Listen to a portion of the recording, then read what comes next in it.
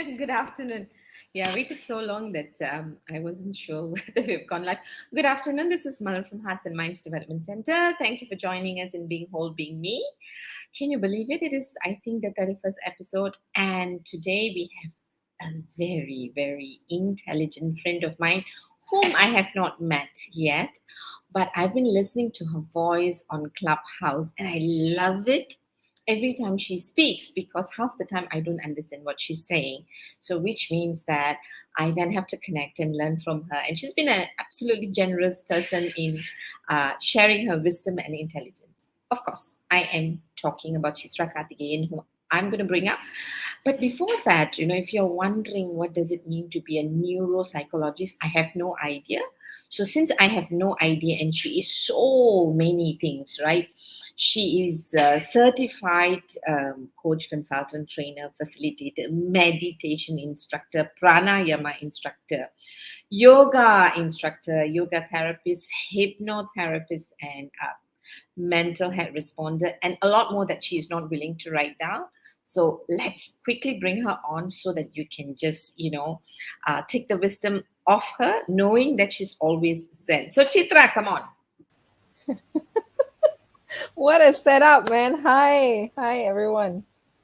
Hi, hi. Oh, this is Gerald Fernandez. Don't play. Has come on board just for you, another great positive thinker. He probably came to find out why we said positive thinking doesn't work. He says, good afternoon, Malar and Chitra. You got your spelling right. Looking forward to learning from both of you. Another wonderful session. No, Gerald, you have to ask all the difficult questions to Chitra. That's why you are here because Chitra thinks positive thinking doesn't work. But I think Gerald is positive thinker. Okay, so we're gonna have fun. If well nobody else comes and Gerald is here, lah, we can just talk. We can do the threesome. Me, you, and Gerald, and have the conversation. Threesome. When I was watching the trailer from the beginning, I was like, wow, I actually recognize some of these people. I didn't know you knew Nazrin, and I didn't know Nazrin was on the show. Nazrin Ma. Yeah, Nazrin Ma. Oh, nice, very nice. Oh, Siobhan Hassan is here. I wonder why she's Hi, here. Siobhan. Siobhan's a really good friend of mine. She's an amazing coach as well. She does leadership work in corporate setting, which is a rare find. So she's here to say hi, Are you? support us, and probably We ask me difficult questions. Okay, so Siobhan, we are good friends if you ask a difficult question because it's so difficult to ask Chitra a difficult question because half the time when she's answering, I have to process her answers. Hey, Siobhan Chitra. also, you must have met Siobhan on Positive Ripples. We do the clubhouse room, Positive Ripples. Yes. I know. I've seen both of you quite regularly, even though I've not heard her speak as much as I've heard you speak. So maybe that I'm not so like worried about her lah. Because I haven't heard her speak. Okay, let's quickly get to you. So tell me, right? Tell us a little bit about you. Like as to we're not going to ask you when you were born, but like really tell us your journey to have become all this certified Zen master.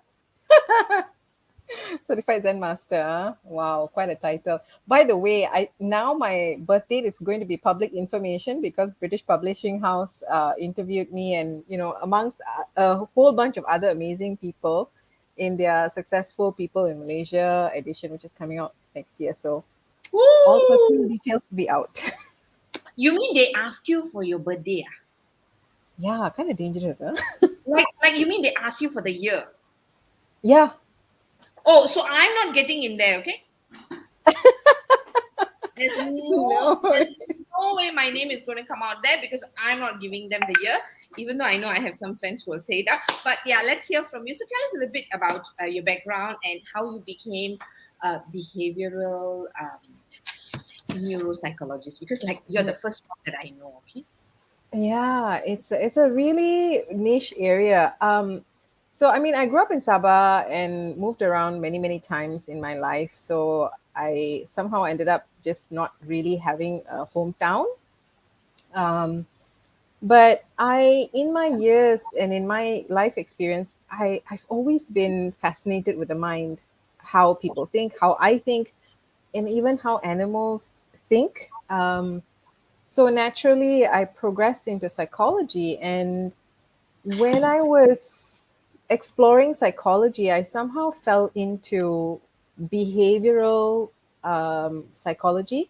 But Mm-hmm. my supervisor at the time was doing something really interesting. He was doing behavioral work. So, behavioral work is your Skinner and classical conditioning theories and your operational conditioning theories, right? It's all the learning theories of how people get not just the conditioning or the addiction, but also how we put cues together, how we become habituated to certain things and stuff like that. So that is a dying group almost of of psychologists, and he brought it to the neuropsychopharmacology aspect as well, which is we were looking at drug work, we were looking at the neuroscience of it all, which is the brain and specific pathways in the brain where learning is happening and how it's working, and of course the psychology aspect of it. So I'm not a practicing psychologist in the sense that I don't do clinical work, I don't see patients or clients and stuff like that, but my background is the research work that we've done, and yeah, so that's the whole behavioral neuropsychologist thing there. So, what is so different? So, if I see someone with the title psychologist, and a lot of people who are psychologists and I usually like them, right? And a neuropsychologist, what is the differentiator? So I was very hesitant to use the term psychologist in my role because generally, when you have the psychologist term, it tends to be the practicing ones. But psychologists are psychologists. So, you've got organizational psychologists, you've got clinical psychologists, you've got counseling psychologists. So different people.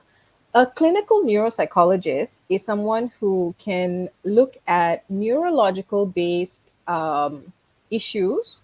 Let's say, for example, traumatic brain injury that's causing, so you would see a neurologist, right, for the initial treatment, but later work, if it's affecting mood, personality, cognitive functioning, those things get tested by a neuropsychologist, and people get help based on that. Right, So those kinds of, not just traumatic brain injury, but also Alzheimer's, dementia, anything that's the disorders or symptoms that come from um, any brain lesions or things that have been affecting the brain from the inside. That is then affecting the behavior, that is then affecting the cognitive functioning. Cognitive means mental functioning of that person. So that's what a clinical neuropsychologist would be doing.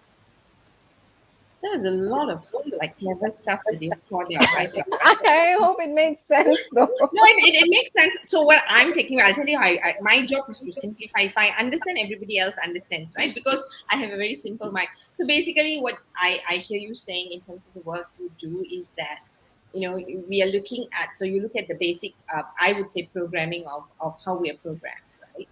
And yeah, so I just say the word programming. So we all program in a particular way, and what you're doing is that you see how that programming actually makes us function on a day-to-day basis, right? And Absolutely.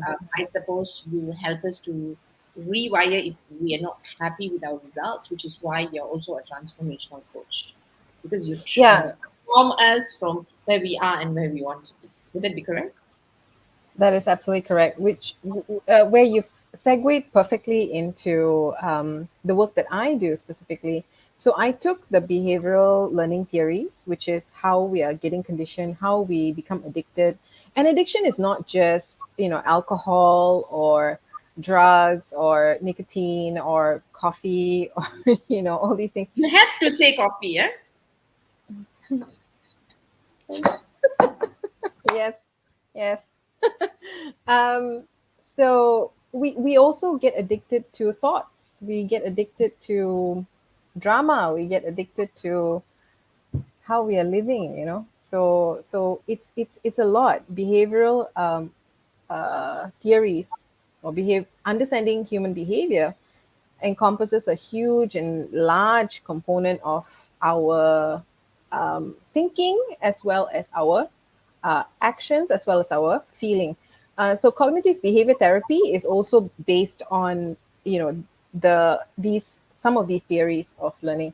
So I've taken that, I've taken the understanding of neuroscience, how your brain works, which specific parts of your brain, how are they influencing you? And then I've taken all of that long list that you read when you were introducing me so beautifully, from the hypnotherapy work, which is subconscious mind, to the yogic sciences, to my own personal journey in overcoming my challenges, putting all these tools together. So I've kind of figured out a way to do this and break these habits and overcome whatever it is. And so that's what I've now been able to bring to the world, to my clients, to yeah, Nice. to the programs. I'm going to welcome some very famous people who are here for the first time. Okay, Ooh, it's okay. not been here before, so I have to welcome Hey, them. Vyasa is here, man. Hi, Vyasa. I know. Mr. Oprah is here. Better say hi to Udam Singh. Udam, hi. Thank you very much for all Hi, the Vyasa. encouraging comments you've been giving Udam. I just know I'm very encouraged. And Vyasa is here. Vyasa is here. So, Chitra, you see your power. Hi, Nandini Sadasivam. Good afternoon. You're excited to hear us share. I'm also excited to ask Chitra questions and learn from her. So, now that we've welcomed them, so let me just ask you because hey, Aya is here. Yow. I Yeah. know. Wow, we have a full house, man. Hello, Yeah. people. Yeah, I'm not sure Thank full house, you. but powerhouse. So they're coming out with power questions because they don't like your topic. Okay, how can you say positive thinking doesn't work? Okay, but before we go into that controversial topic, which is exciting, now I'm just very curious lah. Biasa saya jangan lah. Tak ada lah biasa kita sayang dengan you. Tak pernah datang, you datang kita sayang dengan you. Okay, biasa. So you keep coming if you don't want the attention, right? You only come for Chitra, you watch out. Okay, so what I wanted to just check in with you is that, oh gosh, someone Got decides people to calling call into your me show now, also. and yeah, someone decides to call me now. So let me just check in with you, right? Now you are a neuropsychologist. Now, what made you take on all the other stuff like yoga, your meditation, and all of that? So I'm very curious to know what makes you marry the both. Oh, Oh, wow, not the that's a both, really or good marry everything else. very good question, actually, because traditionally, if you come from that academic psychology background, I know that if I had continued on that path, I would have gone in a particular way, right? And I would have done the more research, done more in-depth work and very specific stuff. My life got turned around because of a car accident, right? Everything just shifted overnight, and I ended up coming back to Malaysia after I finished my master's. Um, and that's when, that was part one of shifting me off of that track, of the very academic track. And when I came to Malaysia, there was the teaching, then I was able to explore the user aspects of addiction. And then I fell into a little bit of, how do you say, a spiritual journey. My life path was redirected. And as that was happening, and I was starting to explore these other avenues of the unknown sciences, right? The Eastern sciences, to me, it was unknown at the time. Um, it opened up so many aspects of me, of who I am, Mm, and given me the ability to stand in my own power, in my own truth, in my own reality, mm, and accept myself, and do that deep forgiveness work, and the kind that brings me to what you called as a Zen master, which I don't know if I'm a Zen master yet, but yeah, so it brought me there. And initially, when I started Solaris, I wanted to work with children because I love writing, especially creative writing.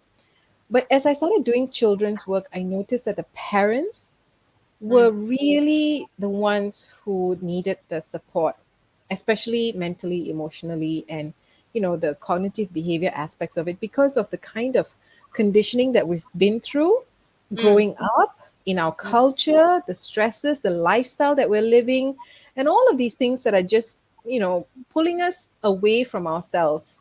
So that's how I ended up with adult work. And as I was thinking about how to support people and help people, I noticed that everything that I've been through, my background, um, was actually, different aspects of it was playing a part. So I kind of, yeah, I don't know, it just naturally happened to come together, the coaching theories.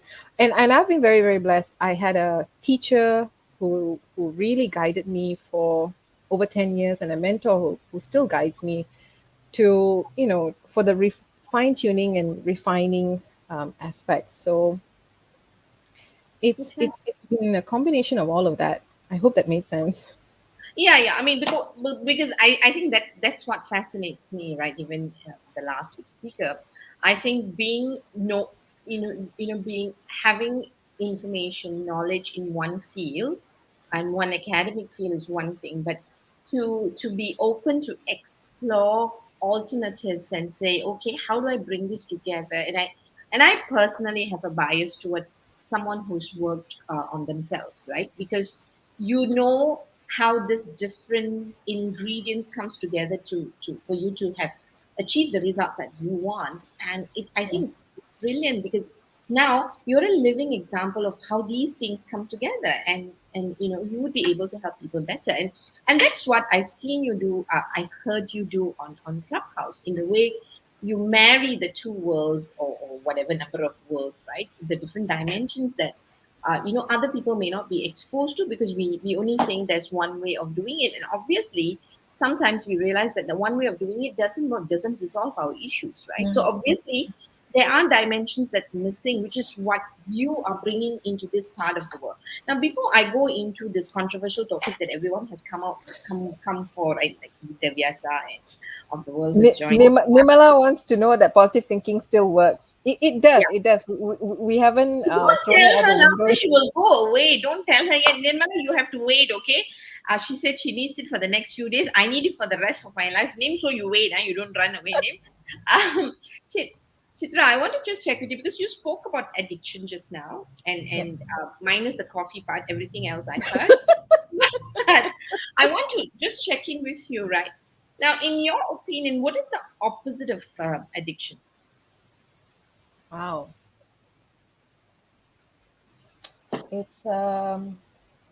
It's freedom, right? It's freedom. It's choice. Oh, nice. Because addiction is a hard wiring at the neurological level. Um, it connects the emotional aspects and how we respond to it. Sorry, I'm going to bring up coffee again. Very simple. And I've been a coffee addict too. If I don't have my coffee in the morning, and anyone who drinks coffee in the morning, just like, stay out of the way, wait until this person gets their coffee. Um, there's whole emotional aspect going on with it. Or someone who smokes, the first cigarette of the day is so important, right? The first cigarette is the real hit. um, there's an emotional aspect to addiction. There's a neurological aspect to addiction, and so therefore your behavior, how you arrange your day around it, everything just revolves around that one addiction. That is not freedom, right? That is not choice. But if I say I'm going to enjoy this coffee today, it doesn't matter what time of the day I enjoy it, but I'm going to enjoy it. And if tomorrow I don't have it, that's okay, because it's a choice that I made. It's something that I chose to do. It's not something that is controlling me. Even our behaviors, like how emotional reactions happen, there's a certain conditioning that has gone on to it, where someone says something and immediately, bam, you react. I don't know if you all remember Back to the Future, Marty McFly. Call me chicken one more time and see what happens, right? We have that trigger point within us that has been conditioned together with memories, overlaid with many, many experiences, that one trigger is going to cause a whole reaction, which oftentimes most of us do not have control over, unless you have the awareness, unless you've done the practice, and unless you've done the work. So when it comes to positive thinking, this is why I say you can put in all the positive, you can bathe, you can shower with the positive thinking, but if this very core operating system is not addressed, it is going to buck all that good stuff that you put on. It's just going to keep pushing it and keep pushing it and keep pushing it. Okay, hold on. We're getting technical now. Because I'm like not getting it, so it's technical only because I didn't get it right. So hold on first. So Okay. what you said. So I love the opposite of addiction being freedom, and what I'm hearing is addiction is when it controls us, and freedom is when we have control over anything. So anything we have no I control love over. your summaries, lah. I know, right? I mean, at least that's I need to be good at something. I'm gonna hire you. I'm gonna hire you to help me write my book. Woo! Okay, I've got a job. Thank you very much. First, I need to write my own book. Yes, if you hire me, yes, I will take it on. Second, okay, now let's not sidetrack. So what we have control and what has control over us, and what you said is interesting because you're talking about operating system and you're talking about the emotional component. Yep. So, are you saying that addiction is emotional? Mm, very much so. Yes. So Very much tell so. me, so if so now we're going to go into positive thinking. You see, I'm all excited. So if addiction is emotional, is positive thinking emotional or rational? Or thinking, is it emotional or rational? You You know, Chitra is thinking, that means it's a good question. no, I'm just yeah, it's a good question because I'm trying to figure out what's the best way to address it. Okay, just so I get this right, could you repeat your question one more time, please? Okay. No, because I love. We spoke about addiction, and we spoke about what is the opposite of addiction, which is freedom. Mm-hmm. And Mm-hmm. we spoke about when we have control over it, and when it has any habit which has control over us, which is behavioral, right? And behaviors come from your, I would say, base operating system. And when you have Yeah. no control over your base operating system, you're addicted because then you feel like you can't do without it, right? So, and what you're doing as a neuropsychologist is you're going to the base operating system, help us to figure that out and shift the hardwiring, which we may or may not be aware of, Mm-hmm. right? Because some of us are aware, but then we resign to fate a yard like that, right? And Mm. some of us are not aware, and we don't know, that that's what is controlling us. So I get that, right? Now, and but what you also said about addiction, which is my favorite topic, is that It's I mean, emotional. yeah, you said it is, the reason we have difficulty is it's emotional, and the common belief about thinking, forget about positive or negative, just thinking, right? The common belief about thinking is that thinking is rational. I Sorry, like I your didn't. laugh. Explain your laugh, darling. Don't laugh like that because I'll be interpreting it. Hey, Vijay, Kumar, Victor, good to see you. Thanks for keeping your promise and coming here. Hi, Louis. Okay, I've said hello Hi, already. So Lewis. Hi, Eugene. Vijay is here for, I don't know, the second time. He's one of this advocate of positive thinking on Facebook. He is here to make sure positive thinking works. So you better convince him. But before that, let's talk about, is thinking a rational thing? I think we all know the answer to this is no. I want to hear from you because when I tell, nobody will believe me. I'm not a neuropsychologist, so you got to say it. If thinking was rational, would we be here today? Would the world be here today? Right? I mean, okay. So to answer Okay, the now first don't part get of your question, emotional about it. Explain to us rationally. see, this is me acting it out for you. Okay, Nice. so you know when you brought up the thought, behavior, and emotion, that is the CBT model, right? The cognitive behavior therapy is based on a circular um, paradigm and interaction of thought, action, and behavior, or thought, emotion, action, whichever way you want to look at it, they influence each other.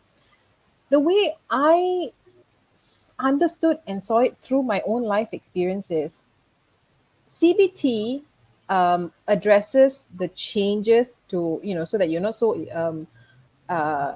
don't take, how do you say, impulsive action, is to change it from the thought part, to change it from the behavior part.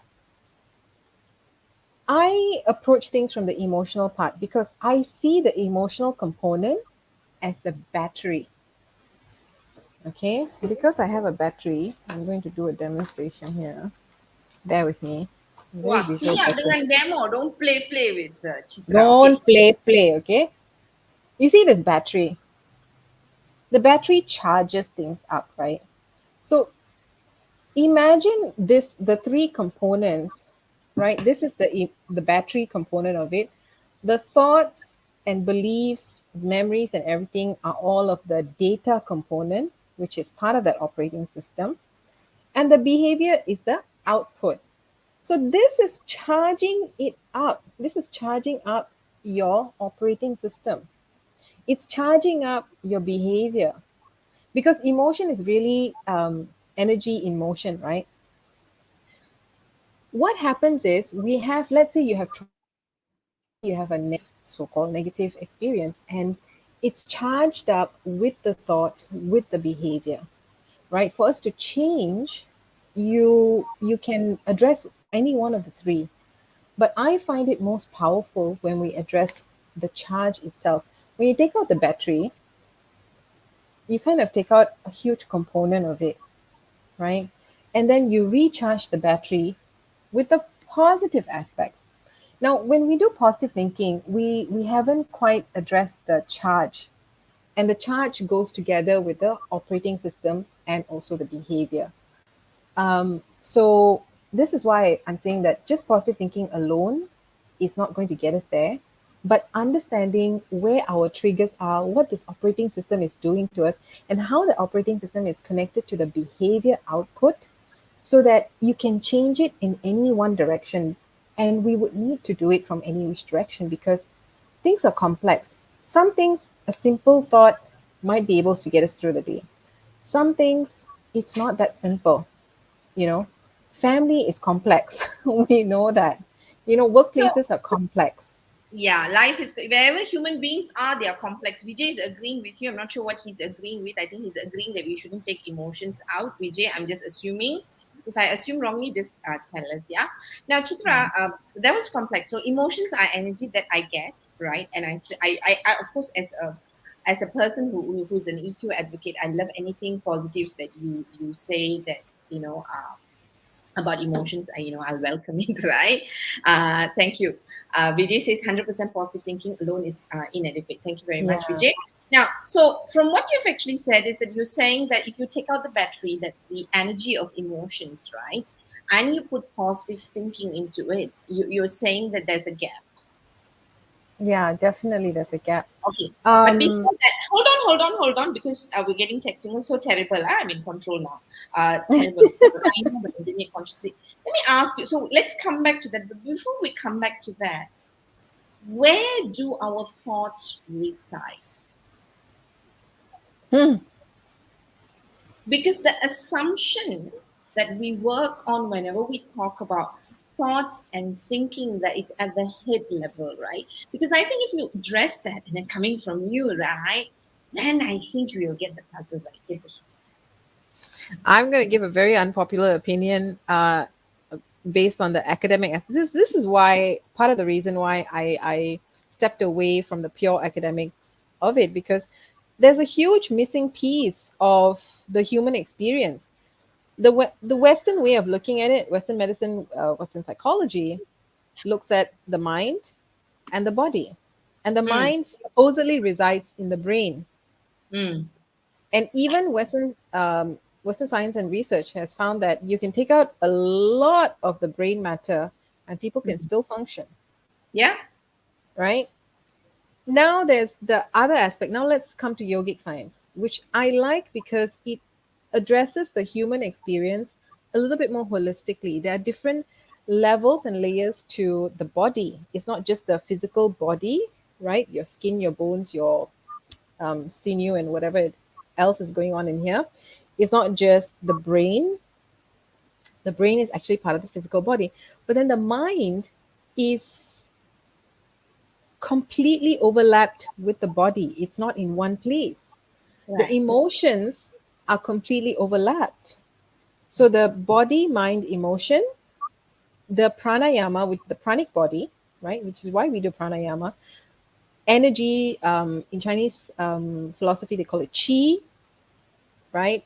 And it overlaps with your neurological points as well. So the energy body and finally the wisdom body, right? The As you meditate and you grow and you have this beyond the human experience, the wisdom aspect of things that are coming through. So it takes all of this into account, which Western science doesn't. Nice. So what you're saying is, see, I'm repeating purposely, right? So, reiterating. So when we talk about the mind, we're not talking about what's in the brain or the rational brain, the way we understand it. Mind is the whole, well, is just in all of us, right? In every part of us, right? And what you're also saying is that we're not just the body, we're not just the emotion, right? We are a whole complex being needing to come together to have the human experience. And would it be fair for me to say you can't have the human experience without the emotions? Because that's the energy that actually drives you, right? And makes you who you really are. And if you try and take away the emotional energy out of it, because I do know that, while we welcome the so-called nice emotions or positive emotion, we tend to be allergic to the negatives, or what we term Allergic as is a nice word. that's painful. We want pleasure without the pain, right? We want the day Mm, without the night. We want the yeah, good without the bad, right? Whereas we know from ancient teachings that it is two sides of the coin. You can't just have one part of you. So, and what I'm hearing from you is that we need to just come together as one, and we're addressing, and that's the part that we're addressing when it comes to positive thinking, because we might be skewed to think that positive thinking is just a part of what we operate in the brain. At this moment, I think Chitra is frozen, so I'm going to like entertain you a little bit while Chitra comes back. Gerald, I'm not sure whether you feel your question is answered. What is the philosophy of positive thinking, and how does positive thinking work? I'm not sure whether you feel answered. Just tell us if you don't. Chitra is back. So while Chitra is back, I'm just going to quickly respond or read out what Siobhan has written. She said, I believe people have good intentions and might not be aware of the difference between encouragement and support and toxic positivity. Yeah, that's another topic on its own. Maybe we need to call Siobhan on this, right? Toxic positivity can be harmful and can be a form of gaslighting. So, she's bringing in two words, toxic positivity and gaslighting. What are your thoughts? So, before you answer the question, Chitra, can we go back to Gerald's question, which says, what is the philosophy of maybe thinking first, and positive thinking, right? So, and how does positive thinking work? So, I think he wants to know maybe the neuroscience behind positive thinking and thinking generally. okay. So, we as humans are blessed with this sixth sense thinking. Sometimes it doesn't fully function the way it's supposed to, but it's there. And thinking involves problem solving, creative thinking. Part of the thinking process is memory, accessing your memories, because it's part of that learning process. Part of our thinking and learning process is also social learning. So we have something called mirror neurons in our brain, where you can see someone else and we are able to mirror. And this is where we also pick up body language and things like that. So the thinking aspect is very, very complex. And like I said, the memory is also an important part of it, because we learn what we have experienced and then we grow from there, or we infer from there. Inside of us, we have many, many stereotypes, many, many biases.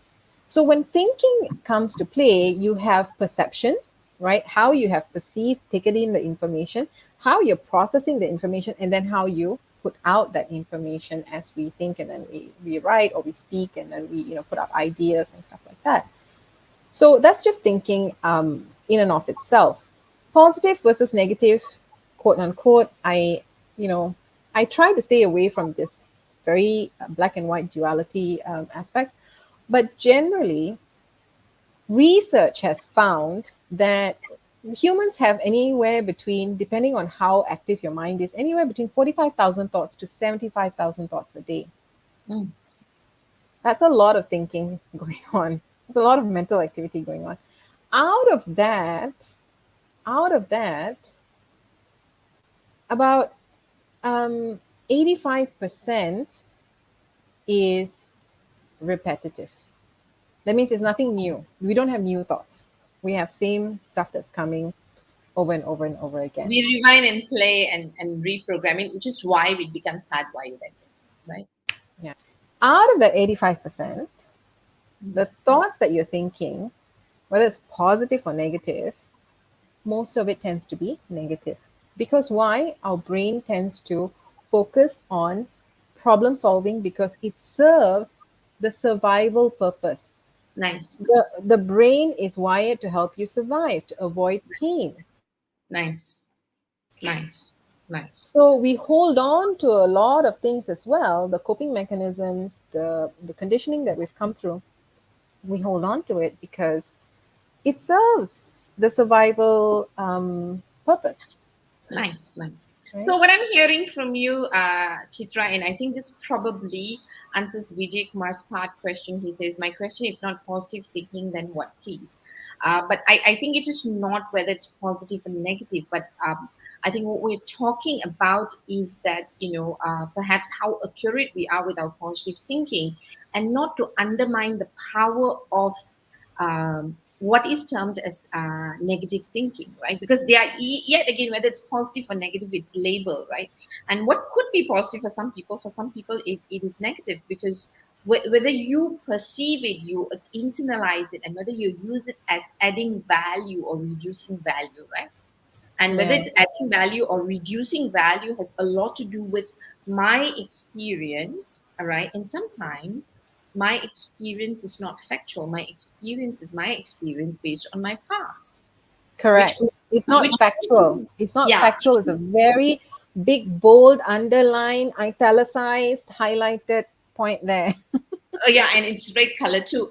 And and because what we assume is that a lot of things are factual, but the fact remains that all of this is laced by our right up to childhood, right? I mean, or from childhood. And what we're doing is that if we are naturally so-called negative thinkers, I think the light that you're bringing up to it is the reason we think about things negatively, because it had worked in the past to protect us, but it may not be working now. But at the same time, if you are just thinking positively just because you want to be part of this positive thinking group, being positive for the sake of being positive, we've also seen people who are positive, but they're not accurate. It doesn't help them to move forward or to achieve the goals that they want in life, right? Because otherwise, all positive thinkers will be successful, would have got the results. And I think that's the point that you're trying to say, because it is about thinking, it is about accurate thinking, right? Where all of us would agree positive thinking is better, but it is only better if it is accurate, right? Yeah, I'm going to back things up a little bit Yeah. with positive thinking. Now, why do we come into positive thinking and how are we doing positive thinking? The why reason is we want to either achieve a goal, we want to move forward, we don't want to be stuck, we don't want to feel sometimes the negative emotions. We want to be able to have control of the emotions. It could be Mm. a mixture of many, many different things. Why people are like, okay, I'm really into positive thinking. I'm going to apply positive thinking to my life. I'm really going to try this, right? We come in with all good intentions and purposes, right? And we think that this is where we want to go with it, which is really well and fine and good. But what brought us here in the first place? What brought us to this point where you're like, look, I really need to apply positive thinking into my life. I need to have a change. Mm. Mm. Mm. We are not looking at that. Like Siobhan mentioned, this toxic positivity, this gaslighting thing is Yes, positive thinking is important. Yes, applying it is important. But so is acknowledging your journey and coming here and saying that, look, some things in my life are not working. Some things are really hurting for me right now. Some people are maybe not so great for me right now. Some situations I may not be able to handle right now. I need to step out. But instead of giving us that space and the acknowledgement and the awareness that this is not really working, we have to acknowledge where we are first before we can go to where we want to go. You can't go where you want to go without first being acknowledging where you are, right? If you want to take a leap from this stone to the next stone, you must check where I'm standing and the distance from here to there, and then you step and then you leap.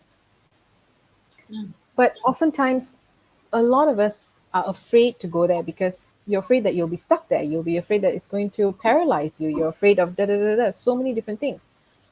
But positive thinking alone, when we're coming into that situation with so many different challenges that are weighing us down, if we don't let go of the weight, or if we don't understand that some of our survival tactics are like, really daggers to our own hearts, or skewers in our eye, um, all that positive thinking is just going to, like blind you and go at a direction that doesn't necessarily serve you, and then we end up seeing people burnt out and those things.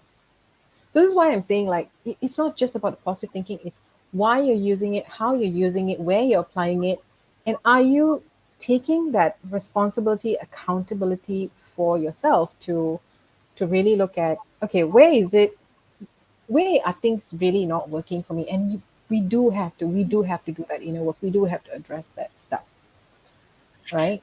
So Chitra, would it be correct if I said, because like you said a lot and it's I mean it is technical for me, right?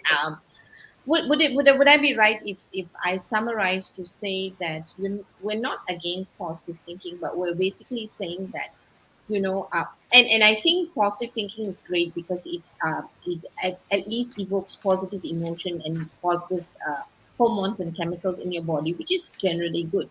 But if it is not true, if it's not true, that means if it's just and that's where toxic positivity comes. If it's not true, that means if what you're saying is fake just it till you make it kind of, yeah, yeah, yeah. If you're just trying to program yourself at an external level or at a language level, saying that I can do it and trying to be positive, your whole system, other parts of your system, which holds the truth, and our body holds quite a bit of truth.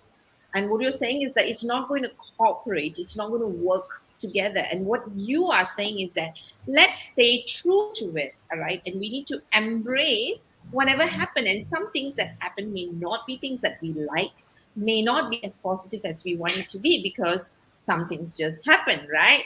And and like one of those things that I have taken back with this is that we need to embrace the whole of ourselves, especially our past. We need to bring ourselves together into the future. We can't leave parts of us behind because it will haunt us, because then we're not whole, right? And that's what happens when we don't embrace whatever we label or term as negative experiences, negative emotions, and stuff like that, right? And in your trauma work and addiction work that it always has got a lot to do with the parts of us that we don't accept, right?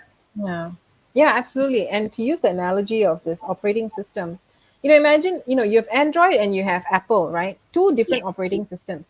It's like trying to say, from an Apple or from an Android, now I want to become an Apple without changing the operating system.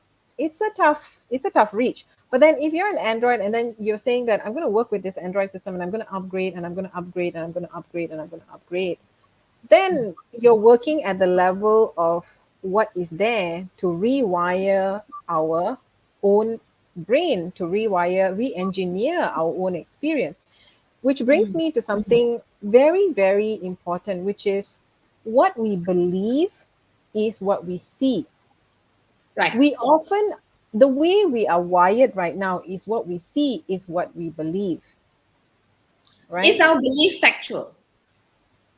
Is our belief factual? And the other thing is, now coming back to neuroscience again, there's something in our brain called the reticular activating system. Okay, it's the RAS. It's a very small little process that goes up. Um, it's credited for awareness and attention, staying awake. You, all of us here right now who are listening in, we're awake because the reticular activating system is functioning to keep us awake. Otherwise, we might just poof, fall off to sleep or something like that, right? Mm. Um, Another thing the reticular activating system does is it filters the millions of bytes of information that is coming at us right now. Right. Okay. And this is important because if the operating system, the conditioning is saying that, okay, I'm going to use a very good example that I have when I'm driving. Only when I'm driving, I have had a trauma experience in Penang. And so whenever I see a Penang number plate, no offense to all y'all Penang drivers, yeah, it's just my experience. Whenever I see a Penang number plate, I will immediately have this reaction. It's like, oh, better stay away from this guy. This guy is going to be a real road bully. I'd be like, oh my god, where is this narrative coming from? And before I even catch myself, I would have finished the whole story in my head. I'm like, wait, the fella hasn't done anything. This is how we are. So this reticular activating system is picking up my operating system, the data program that says Penang number plate equals toot. Can't say the word. Okay. Mm. But if I were to rewire that, then I take the conscious effort to first of all be aware that I have this bias, that I have this stereotype, and I'm only looking out for the bad in this driver. But if for one whole week or one whole month, as I'm driving every day, supposedly if I'm driving every day, I say every time I see a Penang number plate, I'm going to smile. Number one, I'm going to look out for something good that this person does. Now I start looking out with this filter for the good. And then I put different data into the operating system to rewire it and to question that stereotype. This is a very simple example. We've So got you're basically, millions. sorry, you're basically interrupting a pattern, aren't you? Because we all have patterns. We all think we are in charge of our thoughts. The fact remains that we don't, because you did say we have 45,000 to 75,000 thoughts, and we think we are so good that we know all our thoughts. But all the thoughts that's either recycle, you said 85% is repeated, right? So we might actually, or not we are taking in thoughts that we are not aware of, which is already part of our operating system, which we may not be aware of, which is what is causing us, that becomes our base operating. And this base operating could be irrelevant because it's from a past experience. And if it's a negative experience or a traumatic experience, we begin to be triggered by it, right? But when we have triggers, and whether it's small trigger or big trigger, triggers actually makes us feel uncomfortable because it evokes negative emotions, right?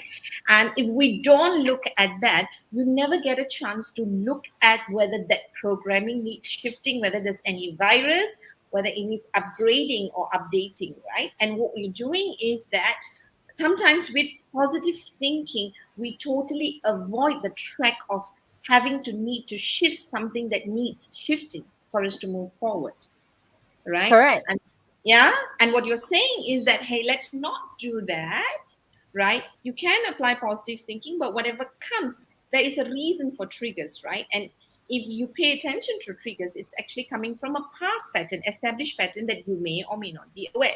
If you pay attention, then you now check, hey, is it irrelevant or not, useful or not, empowering or not? And then you put a pause and say, now I can rewire myself, because this wiring was okay for yesterday, but it's not working today. So let's get going, rewire, shift the patterns, repeat the patterns so that you get new patterns that works, which is the upgrading of the system. And that brings about change that I believe Vijay Kumar Victor said. Betul lah. Betul. That's a long summary, but it's a very accurate summary. You see, because if I use the analogy of the example of the Penang driver, let's say I apply positive thinking here. So my positive thinking could go something like, I'm going to you know, like, I'm gonna have a good driving experience. All drivers are just trying their best. Whatever it is, lah, I'm just, putting in all these positive thoughts and I'm going out to drive. The minute I see this Penang number plate, I can't help it. My body has already reacted to it. My mind has already reacted to it, right? So this is a very simple example. Talk about workplaces, talk about home situations, talk about relationships. We have so many billions of data and configurations with different people of how we are experiencing them. So, and when you Sure. talk about trauma, Mm. three things about trauma. Number one, there's no intensity to trauma. Why I say that is we don't know if you cannot judge intensity of a trauma because someone who's been on the battlefield has a kind of trauma. Someone who has experienced hunger growing up is a kind of trauma. Someone who Right. has experienced poverty growing up is a kind of trauma. Someone who has experienced verbal abuse or neglect is a kind of trauma. You don't know someone's trauma because we label the intensity of that trauma. Sure. Number two, trauma is complex. So we think that battlefield means, oh, if he goes back to the battlefield he'll be triggered. Maybe not. Maybe just a sound triggers someone. Mm, mm, Someone mm. who has food insecurity, maybe they'll be triggered by different things. We don't know. It's complex, and then it's compounded. Is that You the you third don't. one? Sorry. Is that the The third third one? one. Yeah. Third one It's is it's compounded. Trauma is often compounded. So when you come in with this, having had this one experience, then you have another experience on top of it, then you have another experience on top of it, then we have another experience. So we tend to build those layers of thoughts, of perception, of operating system, of beliefs, of values based on our experiences. So if we don't address this, it's a very hard crust to break. And then on this hard crust, we just put a lot of flowers of positive thinking around it. It tends to it's working against our sure. it's working against us, Yeah. not to our So what you're benefit. basically saying is look at the core, just don't look at the icing and decide that it's good, lah, right? I think there Because are three things here. sure. Number one is, sure, positive thinking does work. Knowing how and when to apply it. So Mm, knowing how and when to apply it, uh, in order to know when and how to apply it, we must know some of this operating system, some of this triggers, some of the things that can go wrong. So when we mm, see that things are going wrong, like, oh, that old thing is getting triggered. Okay, wait. So this one tends to happen. Then you can start shifting. Then you know exactly how you want to use that sure. positive thinking. But also remember the charge. Let me bring Yeah. out an energizer battery. Sorry, I don't have an energizer bunny. You got to release the charge first. So that charge is an important thing. Questioning those thoughts is an important thing. So it's a combination of these three things where we then stop swaying at an emotional level, and we start becoming a little bit more still and centered in equilibrium. Okay, nice. We have 5 more minutes, which means that we have to really speed up before I get into the rapid fire. But I do want to address two very important questions that has come, or three now. Now, so you got to be quick, yeah. You got to be straightforward. No Okay. poaching off, no, yeah, because we want Okay. because I want Sendil Nathan to come back again after this. If his question doesn't get answers, his opinion doesn't get addressed, then he may not come back again next week. Sendil, please come back next week, right? So Sendil says, in my opinion, coming from the aviation background, positive thinking is about the desired state that you want to be in, right? However, in order to avoid undesired state, you need to mitigate errors, and in order to do that effectively, you need to identify threats. So I think that's the summary he's making. I just need you to sort of validate or agree or add on to I- that.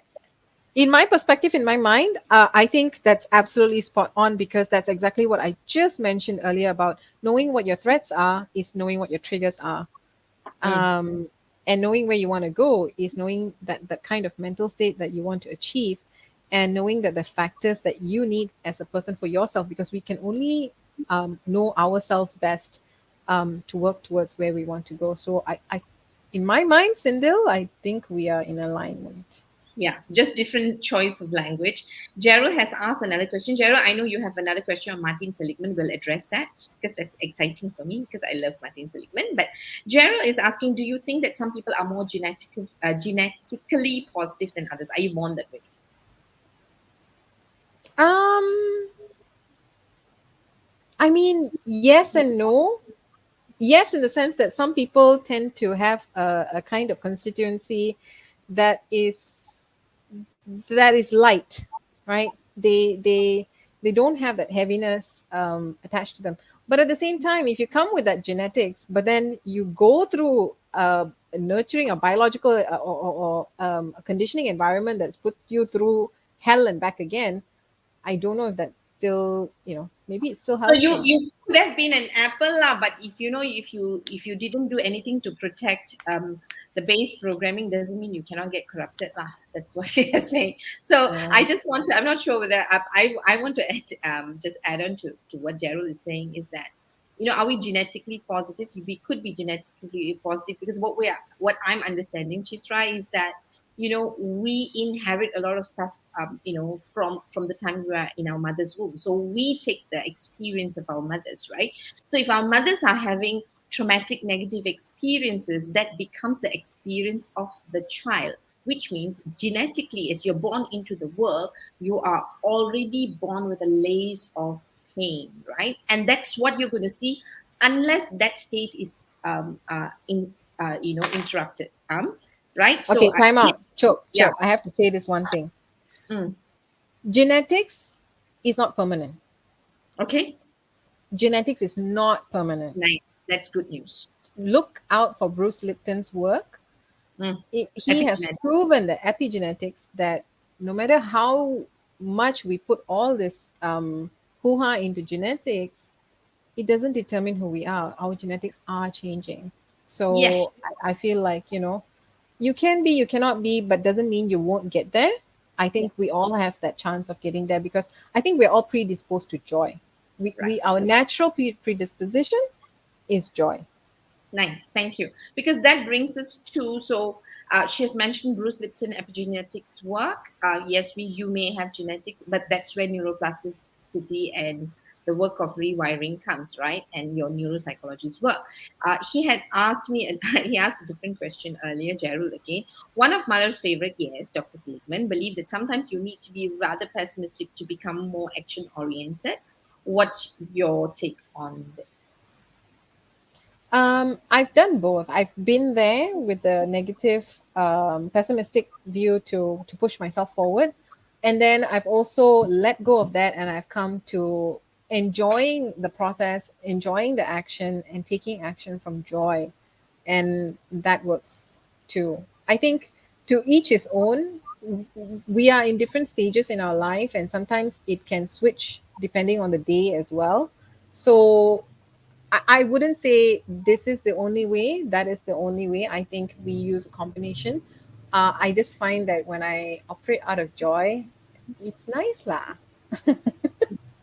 Yeah, but I must say that I'm a big fan of Seligman's work, and the work that really shifted me a lot is the book on learned optimism, because what he helped me to recognize. So I'm a pessimist, right?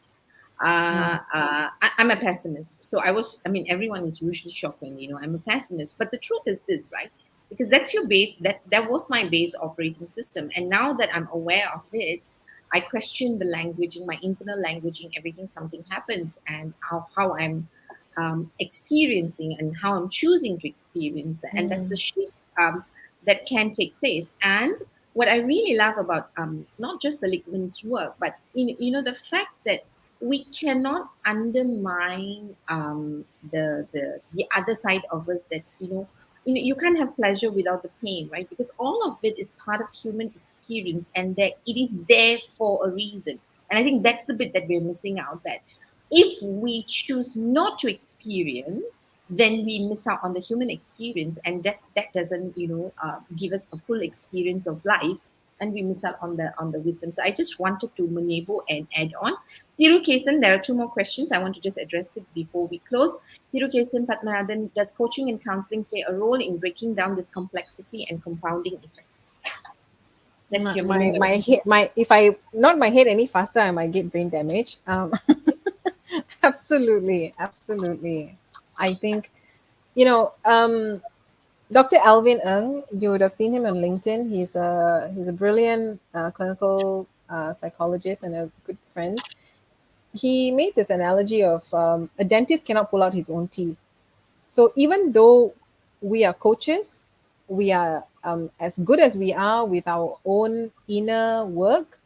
It helps to have people support us who know what they're doing, who are professionals, to help us along the journey. And even if we're not there, we're not doing the coaching work, we're not doing our inner work, then all the more when we have some support, we have the guidelines to succeed in that area, rather than to blindly move around, which is what I did initially in Right. when I started out. But basically, coaching and counseling is really, helps us, or it And they're two interferes. different things. They're two different Mm, things, but they do complement each other, yeah. right? So you can do both Basically, counseling and sorry. coaching. With coaching and counseling, what is really happening is the coach or the counselor is helping you to really look at the current patterns that you're operating from that doesn't work for you, right? By asking you the question and interrupting your current patterns, right? And that's why it is definitely works, provided you're with the right coach and counselor. La. The one I want to add on. Last question. Vyasa says nice analogy. Now Pastor Panir Paul Rajmani says, consider a person almost certain to die of cancer. Would you feel the person to be positive, you can still recover? Or tell the person to do their will and try to spend the last few days doing what makes the person really happy. Write a journal, record messages for all your loved ones. So this one is a catch 22 question. It is. It really is, and I think we are all, each of us, going to have different opinions on this, but the ultimately it is the experience of the person who is at in that place. How do they want to experience life in that moment? There's a choice that we all get to make. It's not an easy choice, but if they choose to end that life in a particular way and experience, then that's for them to choose and not for us to judge. um, some people may say, no, I really want to live, I want to go through all of the possible chemotherapy options until I die on the table. Also, there are people who make those choices. It's not for us to judge, but it is that human experience and how they want to face it. Nice, That's my nice. opinion. Nice. I just want to add to that, Pastor Panir. I'm very often anchored in this Anita Murjani story, "Dying to Be Me," because it's very much. Oh Yeah, man, she's I amazing. love. Yeah, because she had this amazing experience of her body being healed, being dead and being healed, right? Eventually, Mm, and mm. I think that's the ultimate. For me, that's the ultimate real story backed up by science. That a lot of times what we think we are doing in the name of positive thinking and healing and all of those things that Pastor Panuri is saying may not really come from deep within, not at a spiritual level, right? And when I say spiritual here, I don't mean religious, right? And when we are really acting in spirit, like the story of Anita Murjani, perhaps we'll get new light to what does it mean for our body to actually heal itself, because we know we have the capacity, we have examples of it happening, but perhaps we haven't hacked it to know how really it works to really heal ourselves. So I If love. you use the example of Anita Moriani, right, Yeah, to Murjani, to explain that, you see that is the level of positive thinking, like you said, the spiritual aspect of it, is not even positive thinking anymore. It mm, is a sort of freedom from the old conditioning. It is a nice, form of leap of faith to nice, what is possible. nice. It's like the monkey's paw, you know. You know when they want to catch monkeys, they Right. put this cage and then they put bananas and then there's a small hole. So the monkey puts its hand in and it grabs the banana, but it cannot pull the hand out. So the monkey gets trapped. We are very much like that. We hold on to our experiences, our thoughts, our coping mechanisms because we feel like we really need that.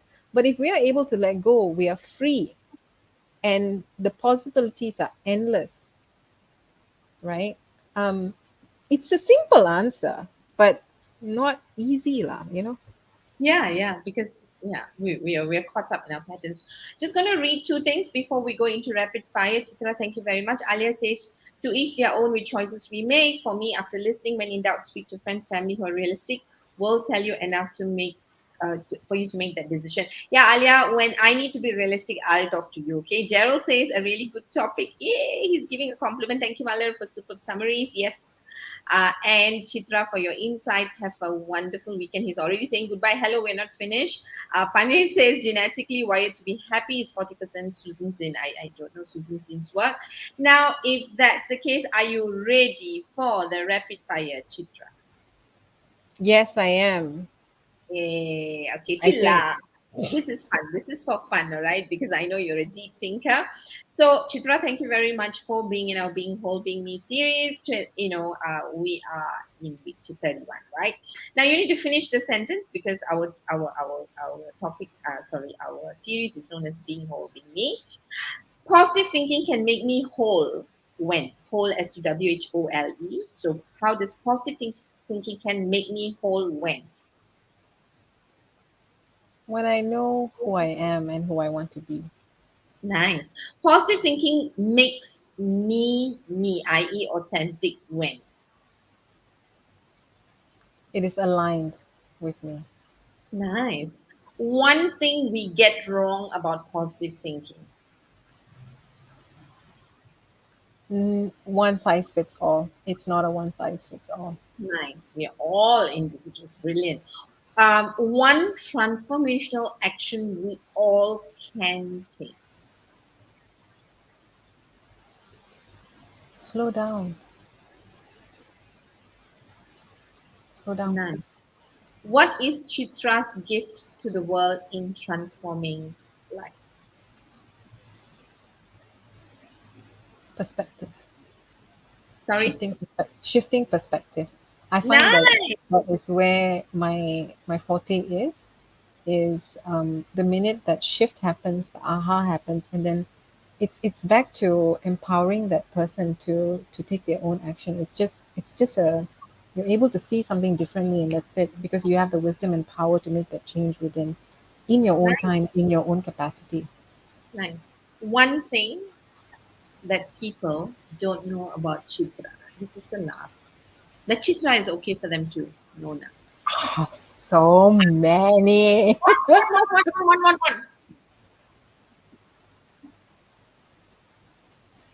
For the Zen master that I am, I know who I am, and the person I am is you.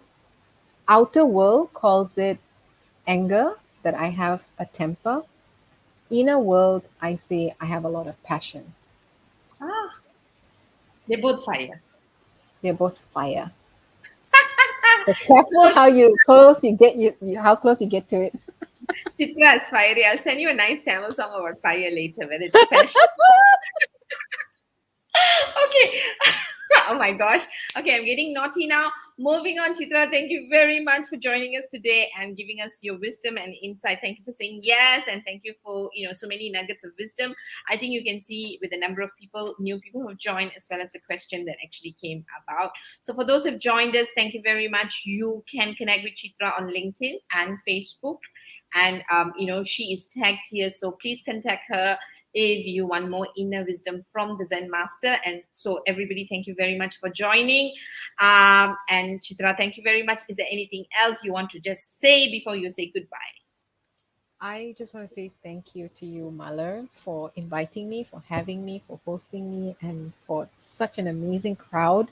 I do hope we got to everyone's question, and um, and Panir Paul, yes, the 40% Susan's in. I'm going to look it up, but I totally agree with that. And Malar, you are an amazing summarizer. If that's a job title, I think you would be, you should start a company or be a CEO of it.